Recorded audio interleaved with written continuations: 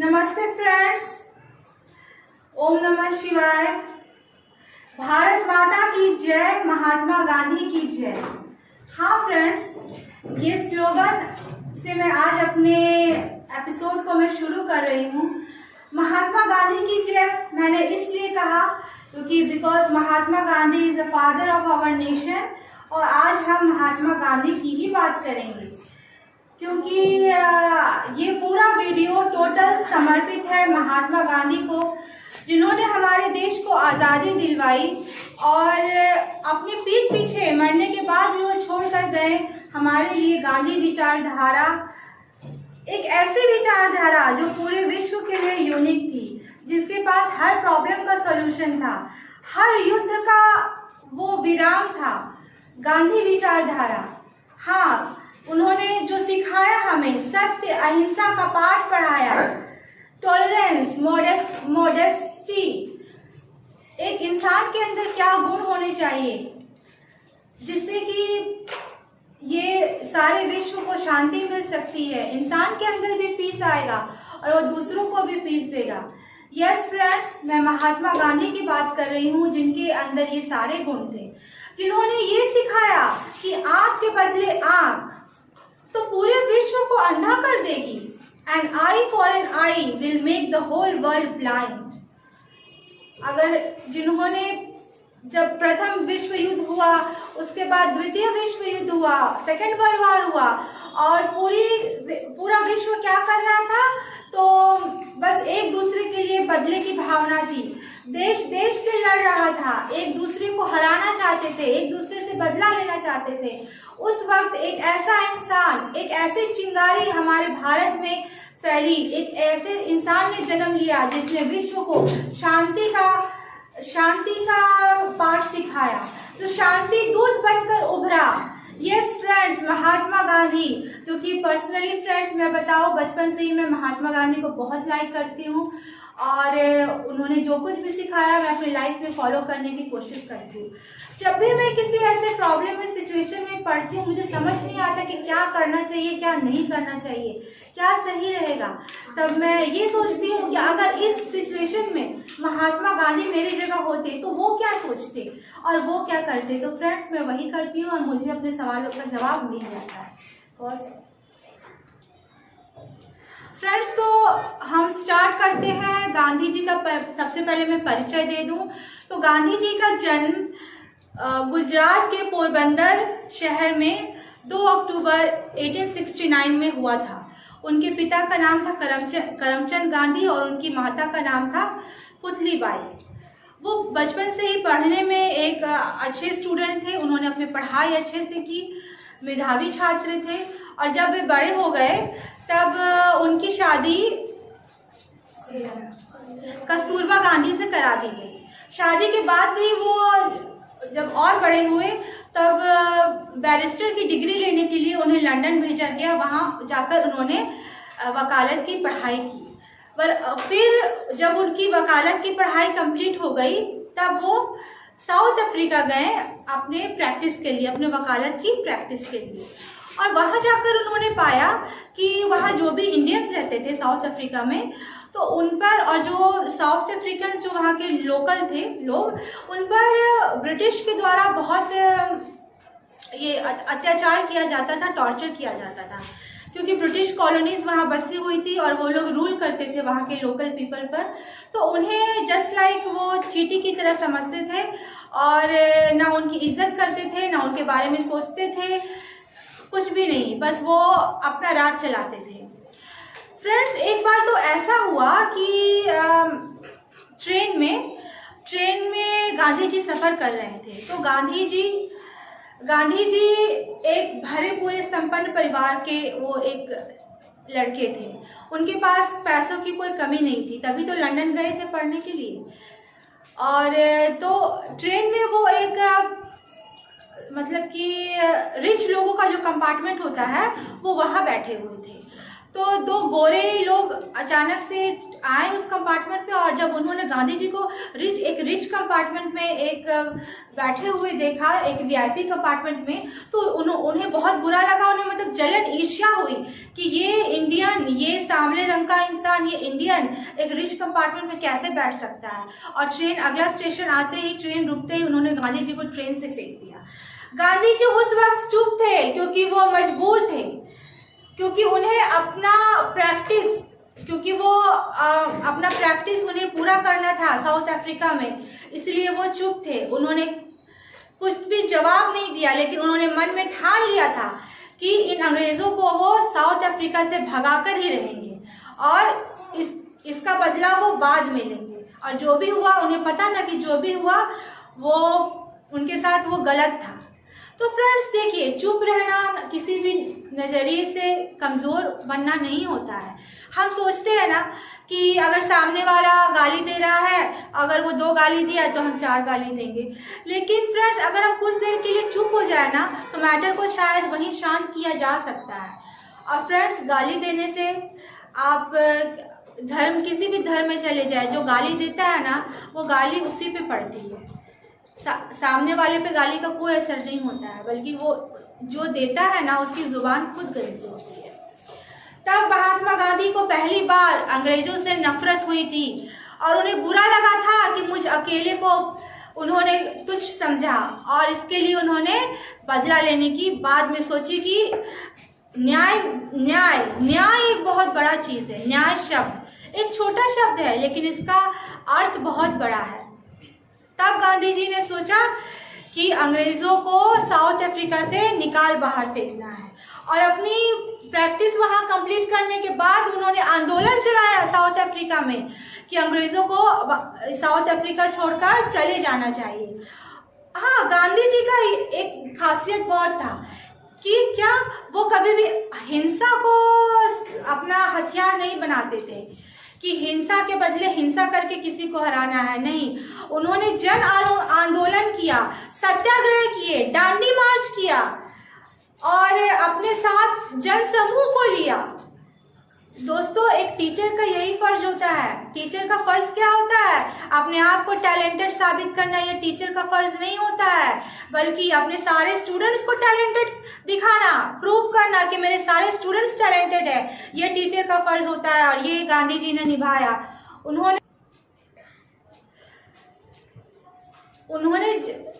पूरे जन समूह में ये ज्वाला भर दी। उनके अंदर ये समझ आ गई कि हमारे साथ गलत हो रहा है।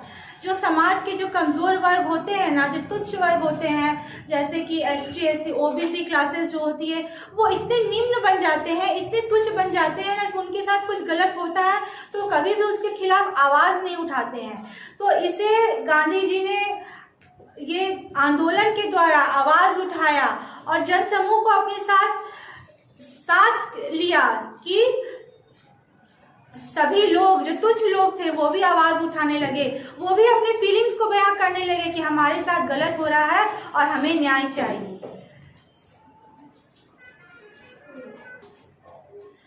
साहसी और दृढ़ निश्चयी, ऐसे थे हमारे गांधी जी। ब्रेव, साहसी मीन्स ब्रेव एंड दृढ़ निश्चय मीन्स वेल डिटरमाइंड। ये गुण थे हमारे गांधी जी में। तो आगे हम स्वतंत्रता संग्राम की कहानी भी थोड़ा सा रिवाइज कर लेते हैं कि स्वतंत्रता संग्राम में क्या हुआ था। तो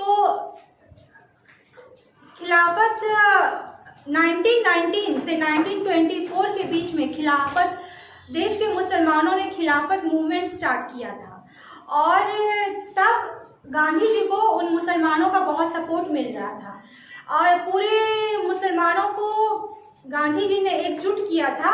और गांधी जी चाहते थे कि मेरे इस लड़ाई में, मेरे इस स्वतंत्रता संग्राम की लड़ाई में पूरा देश मेरे साथ हो, rather than of their discrimination between castes and creed और religion, कि हिंदू अलग है, हिंदू कुछ और चाहता है, मुस्लिम कुछ और चाहता है, सिख कुछ और चाहता है।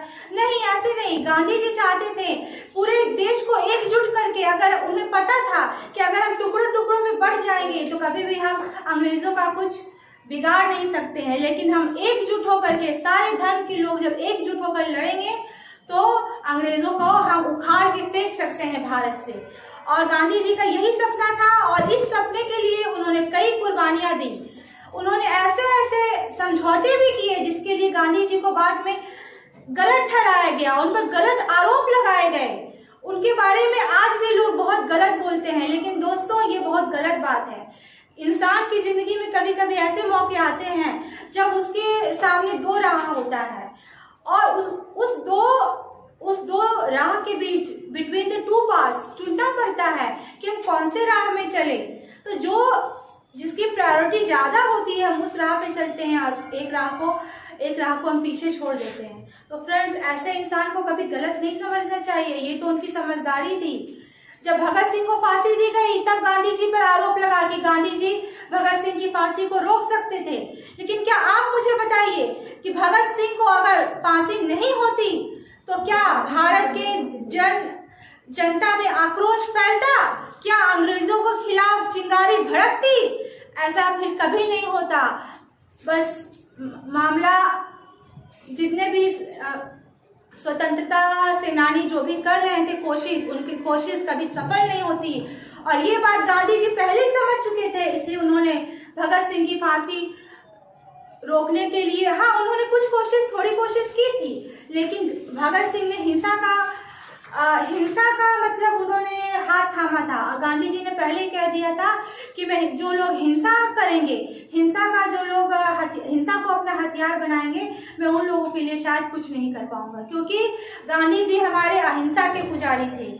और भगत सिंह के बलिदान के बाद ही पूरे देश भर में सारी युवा आक्रोश से भर गई और ये अंग्रेजों को निकालने के लिए आंदोलन होने लगे और पूरे जनता ने पूरी जोर लगा दिया कि अंग्रेजों को भारत अब छोड़ना ही होगा। भगत सिंह का बलिदान व्यर्थ नहीं जाएगा। भगत सिंह राजगुरु, उनका बलिदान ये नहीं जाएगा।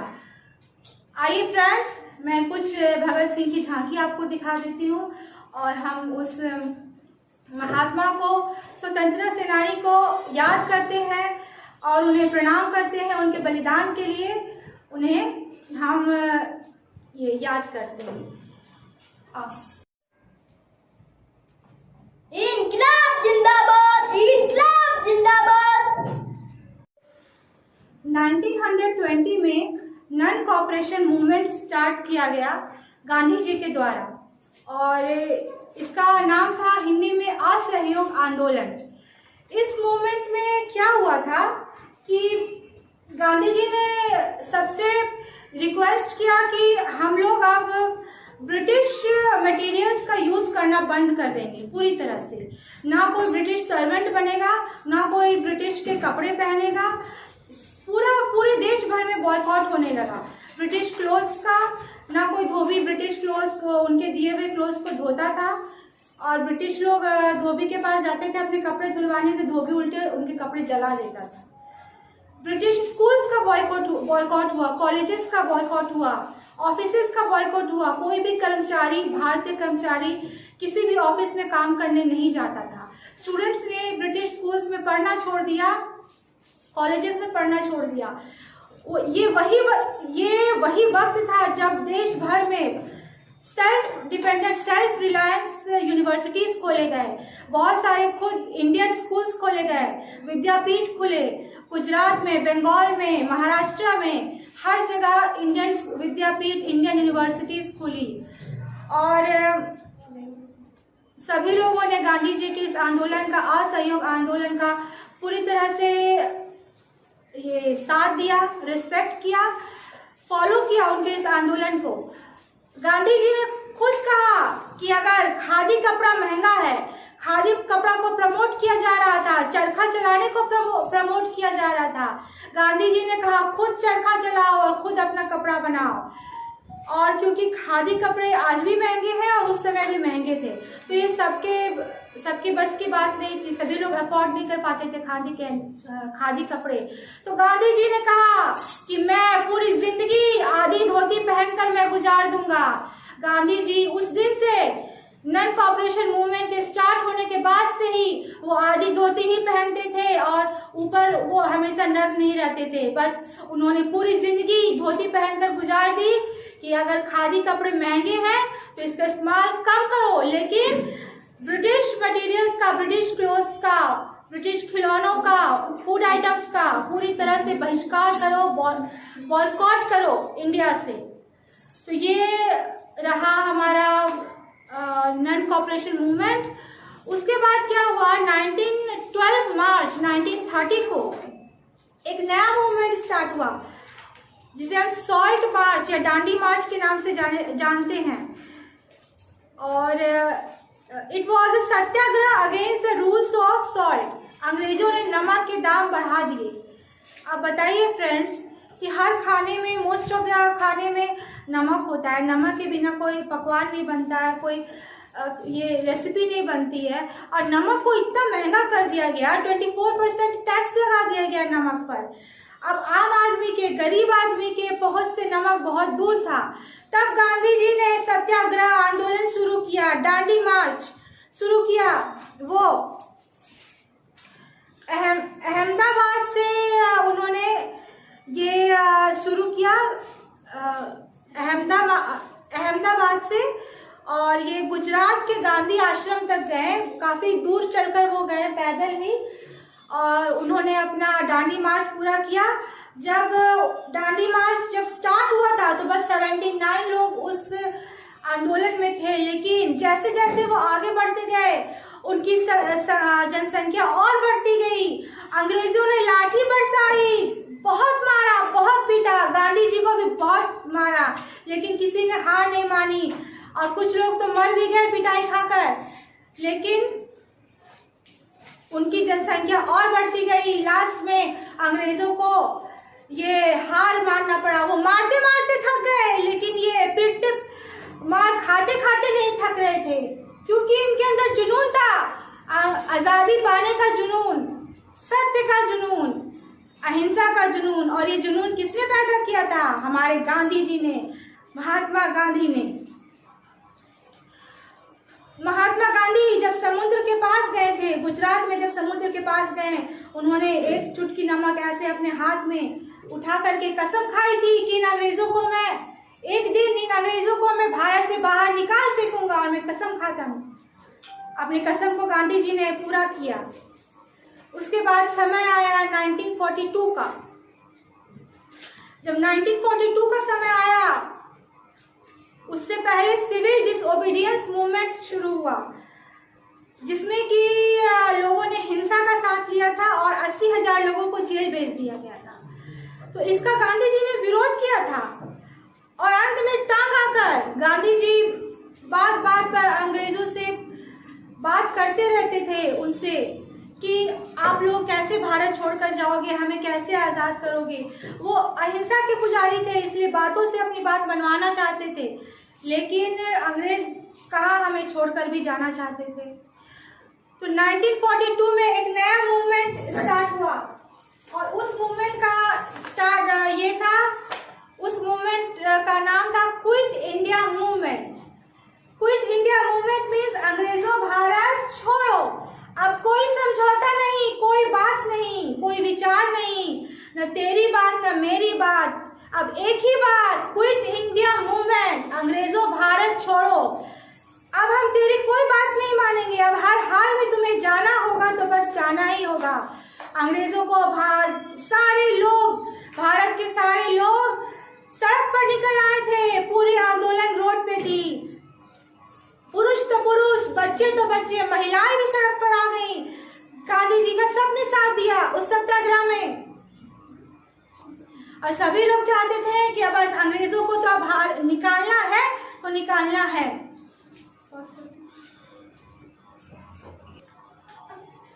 उस वक्त का स्लोगन था डू और डाई, करो या मरो। मर जाएंगे तो मर जाएंगे, देश के लिए बलिदान दे देंगे, लेकिन अपना अधिकार, अपनी स्वतंत्रता हम लेकर रहेंगे। अब हम किसी के अंडर में नहीं रहेंगे, अब हम परतंत्रता के पिंजरे में नहीं रहेंगे, बल्कि स्वतंत्रता के आकाश में अब हम गोते खाएंगे, यही था उस वक्त की डिमांड। डू और डाई, करो या मरो, लोग अपनी जान देने के लिए उतावले थे, लेकिन भारत को स्वतंत्र कराना चाहते थे। और लास्ट में यही हुआ। 1947 में अंग्रेज भारत छोड़ने के लिए मजबूर हो गए, और बट उन्होंने, क्योंकि उस वक्त जिन्ना कुछ और चाहते थे और जवाहरलाल नेहरू कुछ और चाहते थे, तो जिन्ना ने डिमांड किया था कि हम पाकिस्तान बनाना चाहते हैं। तो गांधी जी ने अंग्रेज़ों से बहुत रिक्वेस्ट की कि आप हमारे देश को मत बांटिए, पाकिस्तान और हिंदुस्तान के बीच में मत बांटिए, दोनों देश एक ही है। गांधी जी ने अंग्रेज़ों से बहुत विनती की, लेकिन अंग्रेज़ नहीं माने, और जिन्ना भी अड़ा हुआ था और उसने डिमांड रखा था अंग्रेज़ों से कि मुझे पाकिस्तान चाहिए, तो मुझे पाकिस्तान चाहिए। तो इन सब में क्या हुआ कि पाकिस्तान अलग हो गया, और उस वक्त बहुत खून खराबा हुआ, ये तो सभी जानते हैं। और हिंदुओं में मुसलमानों में बहुत ही खून खराबा हुआ, बहुत ही जाने गई, ये तो हम कई मूवीज़ में भी देख चुके हैं। एक बात और थी, खास बात उस वक्त नोटिस करने के लिए, कि जब कांग्रेस सरकार बनी थी, तो कांग्रेस सरकार में जब प्राइम मिनिस्टर के लिए वोटिंग किया गया था, तो सरदार वल्लभ भाई पटेल को सबसे ज़्यादा वोट मिले थे। लेकिन तो इस नाते सरदार वल्लभ भाई पटेल को ही प्राइम मिनिस्टर बनना था, लेकिन गांधी जी ने फिर भी जानबूझकर पंडित जवाहरलाल नेहरू को ये प्राइम मिनिस्टर बना दिया। क्यों? क्योंकि पंडित जवाहरलाल नेहरू, उन्हें अंग्रेज़ी बोलना आता था, उनकी पर्सनालिटी अच्छी थी, उन्हें गांधी जी को ऐसा लगा कि ये फॉरेन मैटर्स को अच्छे से वो डील कर पाएंगे, फॉरेन के साथ इंडिया को, इसलिए उन्होंने पंडित जवाहरलाल नेहरू को ये बना दिया। और सरदार वल्लभ भाई पटेल भी गांधी जी की इतनी रिस्पेक्ट करते थे कि वो भी उनकी बात मान गए। फ्रेंड्स, इस बात के लिए बहुत लोग आलोचना करते हैं गांधी जी की, उन्होंने वोट्स मिलने के बाद भी सरदार वल्लभ भाई को नहीं बनाया, ये सरदार वल्लभ भाई को प्राइम मिनिस्टर नहीं बनाया। तो मैं कहती हूँ फ्रेंड्स कि अगर गांधी जी ने पंडित जवाहरलाल नेहरू को बनाया, तो उन्होंने कुछ सोच समझ कर ही बनाया होगा, और अगर वो ऐसा सोचते थे कि वो फॉरेन मैटर्स अच्छे से डील कर सकते हैं, तो इसमें बुराई क्या है। मैं देखती हूँ फ्रेंड्स, आजकल की हमारे देश में एक अजीब सी, एक विपरीत विचारधारा पनप रही है। एक होती है गांधी विचारधारा, एक विपरीत विचारधारा पनप रही है कि गांधी जी कुछ नहीं थे, गांधी जी ने देश के लिए क्या किया, अगर गांधी जी नहीं होते तो हमारा देश पहले ही स्वतंत्र हो गया होता। अजीब अजीब बातें करते हैं यूथ। तो मैं उन लोगों से एक सवाल पूछना चाहती हूँ कि किसी के ऊपर कीचड़ उछालने से पहले ये देख लो कि अपने शहर के, अपने गांव के किसी भी एमएलए को सड़क बनाने के लिए कह दो, या सरकारी स्कूल में कोई मरम्मत करने के लिए कह दो, या हॉस्पिटल में, सरकारी हॉस्पिटल में डॉक्टर अपॉइंट करने के लिए कह दो। देखो तुम्हारा काम कितने दिन में होता है, 2 दिन में होता है या 2 साल में होता है।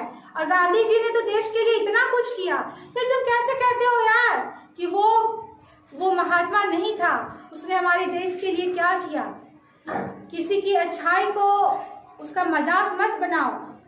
गांधी जैसा एक ही जन्मा था, और एक ही जन्मा है अभी तक कोई दूसरा गांधी पैदा नहीं हुआ है। उन्हें ऐसे ही फादर ऑफ द नेशन नहीं कहते हैं। किसी की आलोचना करनी तो बहुत आसान है फ्रेंड्स, किसी को रिस्पेक्ट देना, किसी की बड़ाई करना, उसकी तारीफ करना, उसके अच्छे कर्मों की तुलना करना, ये बड़ी बात होती है। किसी की आलोचना करने में कोई भी बड़ी बात नहीं है। भारत को तो आज़ादी मिल गई, लेकिन आज़ादी दिलाने वाले हमारे महात्मा गांधी अब हमारे बीच नहीं हैं। और आज़ादी के 1 साल बाद ही उनका असैसिनेशन हो गया, उनका खून कत्ल कर दिया गया। नाथूराम गोडसे नाम के इंसान ने, एक हिंदू इंसान ने ही उन्हें गोली मार दी। हम आइए इसकी झांकी देख ले कि कैसे नाथूराम गोडसे ने महात्मा गांधी का खून किया था।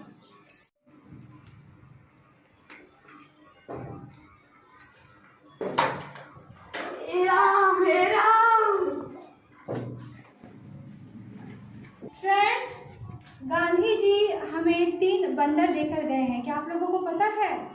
ये तीनों बंदर गांधी जी के आदर्श बंदर माने जाते हैं। ये है बुरा मत देखो, ये है बुरा मत बोलो, और वो है बुरा मत सुनो। अगर ना हम बुरा देखेंगे, ना हम बुरा बोलेंगे, ना हम बुरा सुनेंगे, तो हम कभी कुछ बुरा करेंगे भी नहीं और हम कोई बुरा होने भी नहीं देंगे। आप यहाँ देख लीजिए, यहाँ भी वही 3 बंदर है। बुरा मत देखो, बुरा मत बोलो, बुरा मत सुनो। और एक ये मैं इसमें एक और ऐड करती हूँ, एक और बंदर, और ये है बुरा मत सोचो। देखिए friends, brain is the source of all thoughts and all elements.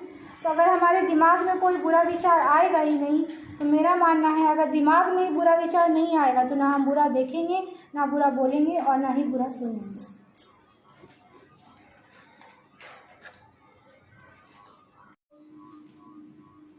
Friends, Mahatma Gandhi के बारे में मैं कितना बोलूँ, मैं जितना भी अगर बोलती हूँ उतना कम है। आइंस्टाइन ने उन्हें अपना गुरु माना है। आइंस्टाइन ने उन्हें greatest man on the 21st century कहा है। रविंद्रनाथ टैगोर उन्हें महात्मा की उपाधि दी। रविंद्रनाथ टैगोर ने ही उन्हें महात्मा की उपाधि दी, और सुभाष चंद्र बोस ने उन्हें फादर ऑफ द नेशन की उपाधि दी। उसके बाद मार्टिन लूथर किंग उन्हें अपना मेंटर मानती थी, अपना गुरु मानते थे। सरदार वल्लभ भाई पटेल ने महात्मा गांधी के कहने पर ही प्राइम मिनिस्टर जैसे पोस्ट को त्याग दिया। 150 से भी ज़्यादा कंट्रीज में 800 पोस्टल टिकट्स महात्मा गांधी के नाम पर इशू किए गए हैं। 70 से ज़्यादा कंट्रीज में गांधी जी की स्टैच्यू बनाई गई है। 90,000 से भी ज़्यादा गांधी जी के ऊपर बुक्स लिखे गए हैं, और 45 मूवीज़ महात्मा गांधी के ऊपर बनाई गई है। Friends, who is a strong man? आप क्या इसका आंसर दे सकते हैं एक लाइन में? Who is a strong man? A strong man is just like Mahatma Gandhi. इसका आंसर मैं देती हूँ। A strong man is just like Mahatma Gandhi who pursue qualities like patience, modesty and tolerance. जिस इंसान के अंदर धीरज है, विनम्रता है, मॉडेस्टी, टॉलरेंस है, वही महान है और वही महात्मा गांधी है, और वही मजबूत भी है। इसलिए ये स्लोगन बिल्कुल ही गलत है कि मजबूरी का नाम महात्मा गांधी नहीं, मजबूरी का नाम महात्मा गांधी नहीं है, बल्कि मजबूती का नाम महात्मा गांधी है। आज से इस बात को आप लोग याद रखिएगा कि मजबूती का नाम महात्मा गांधी, और नेक्स्ट जनरेशन को भी हमें यही सिखाना है। बापू को भूलने नहीं देना है। हमारे जूनियर जनरेशन को महात्मा गांधी की सीख याद दिलानी है, उन्हें महात्मा गांधी के बारे में बताना। ये हमारा कर्तव्य है, ये हमारा फर्ज है। लास्ट बट नॉट लीस्ट, मैं एक गाना गाना चाहती हूँ। महात्मा गांधी के ही गाए हुए गीत को मैं गुनगुनाना चाहती हूँ। रघुपति राघव राजा राम, पतित पावन सीताराम। रघुपति राघव राजा राम, पतित पावन सीताराम। ईश्वर अल्लाह तेरो नाम, सबको सम्मति दे भगवान। ईश्वर अल्लाह तेरो नाम, सबको सम्मति दे भगवान। रघुपति राघव राजा राम, पतित पावन सीताराम। ईश्वर अल्लाह तेरे जहां में नफरत क्यों है, जंग है क्यों? तेरा दिल तो इतना बड़ा है, इंसान का दिल तंग है क्यों? उस महात्मा को मैं नमन करती हूँ और महात्मा गांधी का ये एपिसोड यहीं पे मैं अंत करती हूँ। मेरे इस वीडियो को लाइक एंड सब्सक्राइब ज़रूर करें और मुझे एनकरेज करें। ऐसे ही वीडियोस मैं हमेशा आपके सामने मैं लाती हूँ। Thank you.